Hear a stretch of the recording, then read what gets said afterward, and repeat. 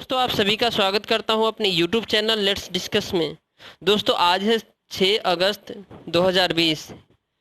तो आज हम क्लास 10th का इंग्लिश सब्जेक्ट का वर्कशीट नंबर 14th करने जा रहे हैं।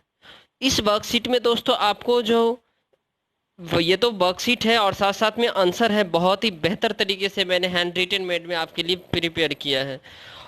बट दोस्तों इसको करने से पहले आप ये सुनिश्चित कर ले कि आप बोर्ड एग्जाम के स्टूडेंट हैं और आपको प्रैक्टिस बहुत मैक्सिमम ज़्यादा से अधिक करनी है। बिकॉज आप अभी जो आपकी जो लेवल ऑफ इंग्लिश होगी वो बेहतर होनी चाहिए बोर्ड एग्जाम के अनुसार।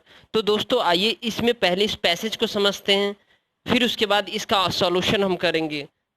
तो आइए दोस्तों देखते हैं। जैसे फेथ इज लाइक वाईफाई कहा जा रहा है, जैसे faith is like wifi. Faith क्या है? एक वाईफाई है। वाईफाई कैसे है? क्योंकि वाईफाई इनविजिबल होता है, वो दिखता नहीं है। तो उसी तरह हमारा फेथ जो है वो इनविजिबल है, but it has the power to connect you to the what you need. But जिस तरह से वाईफाई का पावर होता है जो हमें कनेक्ट कर देता है ऑनलाइन से, नेट वगैरह से, जिस प्रकार से आप अभी पढ़ रहे हैं ये भी वाईफाई या नेटवर्क की वजह से ही पा रहे हैं। उसी तरह हमारा फेथ है जो एक अच्छे मतलब आशा होपों से और एक बहुत ही अच्छे नीड से जो है ना वो हमें क्या कर रहा है, फेथ हमें कनेक्ट कर देता है। तो ए लेटर टू गॉड है, आप सबको पता होगा दोस्तों, इसे लिखा है जीएल फ्यून्स ने। तो इस आइए इसे पढ़ते हैं और फिर समझते हैं। The house, the only one, is the entire valley set on the crest of a low hill. केवल व केवल एक हाउस है जो हिल्स के क्रस्ट के पास जो बसा हुआ है। और वो हाउस दोस्तों किसका है पता है आपको? ये जानकर खुशी होगी, वो हाउस लेंचो का है। From this height one could see the river and the field of the ripe and dotted corn dotted with the flowers that always promise A the good harvest. और ये वो क्रस्ट है, ये वो जगह है दोस्तों जहाँ से आज है ना पके हुए अनाज के दाने, रिवर्स, फ्लावर्स, ये सारी चीज़ें दिख रहे हैं।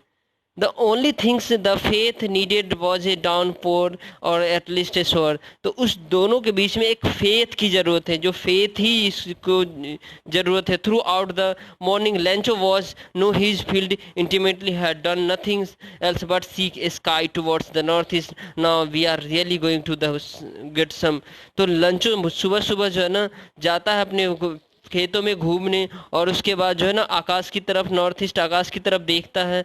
और फिर वहाँ water woman, the woman who was the preparing supper reply yes good willing.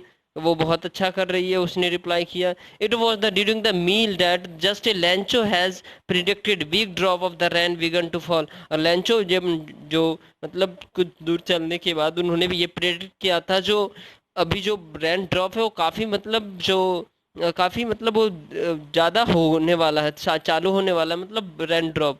In the north east hunger huge mountains of clouds could be they seen approaching. और ऐसा लग रहा था जो नॉर्थ ईस्ट के माउंटेन की तरफ यहाँ से दिख रहा है, वहाँ जो मतलब रेन बिगन हो चुका है। This air was fresh and sweet. और वो वहाँ पे हवा कैसा था? बहुत फ्रेश था, स्वीट था। The man went out for no other reasons than to have the pleasure of feeling the rain on this his body. He, with a satisfied expression, we regarded the field of ripe corn with its flowers। और वो मतलब खुश था, क्यों? क्योंकि वो जो उनके जो खेत थे वो सारे जो है ना पके, उसके जो दाने वगैरह वो तैयार थे, फ्लावर्स लगे हुए थे। ड्रॉप कर्टेन्स ऑफ रैन, बारिश हो रही थी, कर्टेन ऑफ रैन्स हो रहे थे। Suddenly strong wind began to blow. और अचानक से एक आंधी आती है। And along with the rain very large hailstorm, और पत्थर बारिश सबके साथ आती है और होना शुरू हो जाती है। This truly did resemble new silver coins. और यह उनके लिए जो है ना लेंचो के लिए बहुत बड़ा सिल्वर कॉइन्स है। सिल्वर कॉइन्स है अर्थात उनके लिए ये बेनिफिशियल है, उनके लिए ये बहुत बेनिफिशियल है और ये बहुत ही अच्छा है दोस्तों। New silver coins. The boys exposing themselves to the rain ran out to the collect the frozen pearls. Not a leaf remained on the trees. The corn was totally destroyed. कौन जो मतलब फसल जो था पूरे पूरे बर्बाद हो गया था। The flower were gone from the plant, Lencho soul was filled with the sadness. और जो उनके जो फ्लावर्स था, उनके जो खेत था, वो सारे बर्बाद हो गए थे। तो लंचो जो है ना काफ़ी सैड हो रहे थे, क्योंकि ऑब्वियसली दोस्तों किसी का अगर बर्बाद होगा, कोई भी सामान होगा, तो ऑब्वियसली वो दुख प्रकट करेंगे। सेम ये दुख प्रकट कर रहे हैं। He stood in the middle of the field and said to his sons, a plague of locusts were have left more than this, the hail has left nothing. The plague of लोकस्टस भी जो है दोस्तों, वो भी जो है ना इस जो ये दाने हैं उन्हें बर्बाद किया उनके। तो आइए दोस्तों, अब इसमें जो क्वेश्चंस है उसके हम एक एक करके आंसर को डिस्कस करते हैं, ताकि उससे भी आपको ये चैप्टर समझने में बेहतर अंडरस्टैंडिंग डेवलप हो। तो आइए दोस्तों, इसका सॉल्यूशन के साथ करते हैं। क्वेश्चन देख सकते हैं आप, यही सारे क्वेश्चन हैं।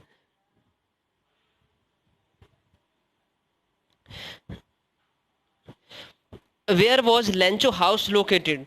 The Lancho house was located on the crest of a low hills.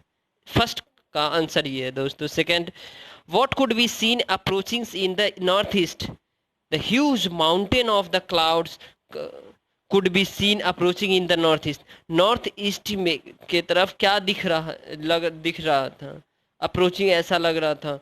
तो क्लाउड दिख रहा था उसे, लेंचो को ह्यूज माउंटेन दिख रहा था।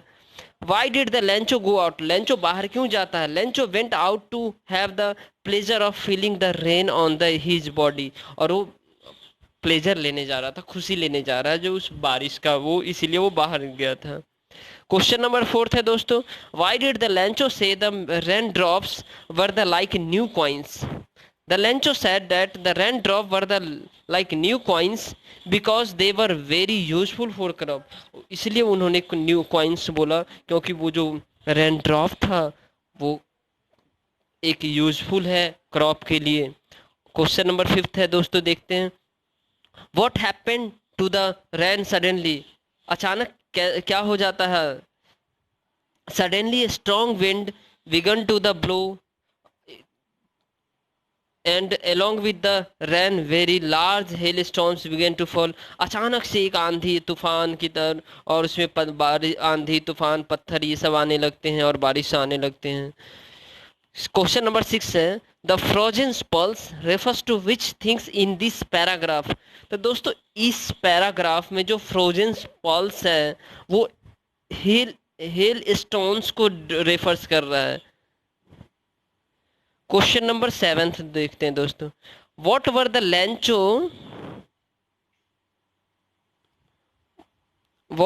Lencho feeling when the hill stopped? Why? The Lencho soul was filled with the sadness. जब इतना जो ना बारिश हुई और इतना तेज आई, स्टॉर्म आए, जिससे नुकसान हुआ उनके फसल को, उनके फसल बर्बाद हो गए थे। तो इससे जो है ना लेंचो जो है ना काफ़ी सैडनेस में आ गया, दुख प्रकट कर रहा है। क्योंकि ऑब्वियसली दुख प्रकट करेंगे, क्योंकि उनका जो वो क्रॉप है, और क्रॉप के बगैर इंसान रह नहीं सकता, और उनके लिए वो सबसे इम्पोर्टेंट था crop. The hell was nothing left, और कह रहा है जो ये जो हेल है जो कुछ भी नहीं छोड़ा। Question number 8, find the word from the passage which means options in the bracket. इस पैसेज से जो आपको क्वेश्चन है मैंने दिखाया दोस्तों, पैसेज में दिया हुआ, उसमें आपको इसके क्लोजली साइनोनिम्स ढूंढने था। वेरी क्लोजली मतलब इंटीमेटली होगा दोस्तों। फोरकास्ट, प्रिडिक्टेड, हमने टिक भी लगा दिया है, आप बेहतर तरीके से देख सकते हैं। Contented, satisfied, to take after resembles, इसमें रिजेंबल आएगा दोस्तों। Insect which fly in big swarm group and destroy crop, क्या होगा दोस्तों? लोकटस, लोकस्टस। दोस्तों आप वीडियो को लाइक किया कीजिए और शेयर भी किया कीजिए तो अपने दोस्तों के साथ, और कमेंट भी कीजिए, ताकि उससे हमें मोटिवेशन मिले और मैं आपको बेहतर से बेहतर सॉल्यूशन प्रोवाइड करूं दोस्तों।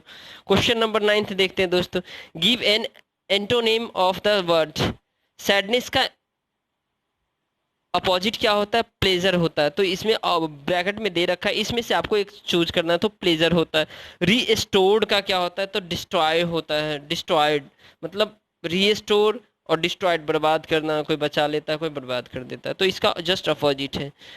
Question number 10th, refers the grammar worksheet shared earlier on the punctuation marks. दोस्तों आप लोग पंक्चुएशन मार्क्स वाले वर्कशीट को आपको मिला था और उसमें आपने find out the circle in circle comma apostrophes in the quotation marks in the passage given above. तो दोस्तों आपने जिस तरह उस समय जो है ना कॉमा अपोस्ट्रोफिस और ये सब लगाया था, सर्कल लगाया था, उसी तरह इस वाले पैसेज में भी आपको अपस्ट्रॉफी लगाना है, कोटेशन मार्क्स लगाना है, कॉमा लगाना है, और ये तो आप बेहतर तरीके से समझ चुके हैं। तो दोस्तों ये वीडियो पसंद आए तो लाइक करिए, शेयर करिए, कमेंट करिए, और मुझे, ताकि मैं इस तरह का सॉल्यूशन और वीडियो आपको प्रोवाइड करता रहूं। थैंक यू दोस्तों फॉर वॉचिंग।